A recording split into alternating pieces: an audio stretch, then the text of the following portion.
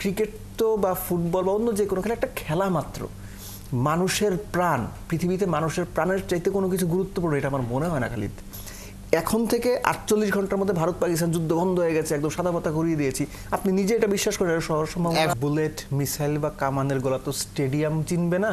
শুভ সকাল, আমরা এখান থেকে শুভ সকাল বলছি, কিন্তু ভারত পাকিস্তান স্পেশালি কাশ্মীর বর্ডারের আশপাশে যে জায়গাগুলো রয়েছে তাদের সকালটা আসলে আতঙ্ক নিয়েই কাটছে।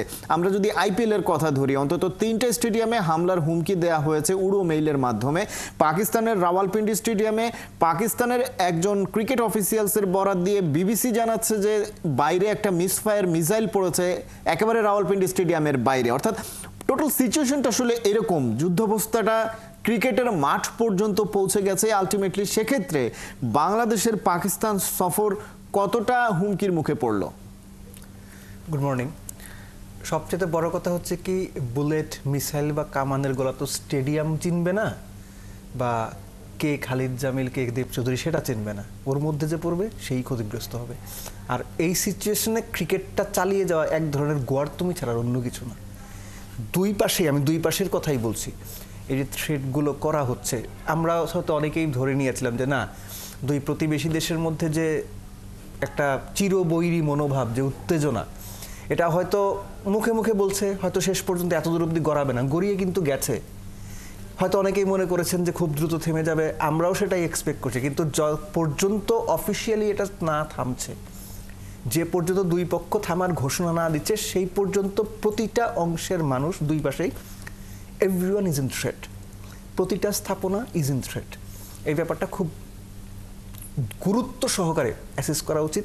এবং এর সাথে আরেকটা ইম্পর্টেন্ট পার্ট হচ্ছে, এই ধরনের ইস্যুতে সুনির্দিষ্ট তথ্য ছাড়া সাধারণ, ধরেন বা আমিও এই যে 71 টিভিতে খেলা যোগে বসে কথা বলছি, কথাটাগুলো বুঝে শুনে বলা উচিত। একই সঙ্গে সুনির্দিষ্ট তথ্য বা বিশ্লেষণ করতে চাইলে একদম বুঝে শুনে কথা বলে, কারণ এই ধরনের সিচুয়েশন আমাদের কারোর জন্য প্লেজেন্ট না। মূল কথা হচ্ছে, ক্রিকেট তো বা ফুটবল বা অন্য যে কোনো খেলা একটা খেলা মাত্র। মানুষের প্রাণ, পৃথিবীতে মানুষের প্রাণের চাইতে কোনো কিছু গুরুত্বপূর্ণ এটা আমার মনে হয় না খালিদ। সো ক্রিকেট খেলা যদি না হয়, জীবন শেষ না, ইটস এন্টারটেনমেন্ট ভাই। সো আপনি ওই সময় এই রিস্কটা কেন নেবেন? কেন আপনি খেলা চালিয়ে দেবেন দেখানোর জন্য? না, we are strong enough? No, nobody is stronger. সবারই কিছু না কিছু একিলিস হিল বলে ব্যাপারটা আছে।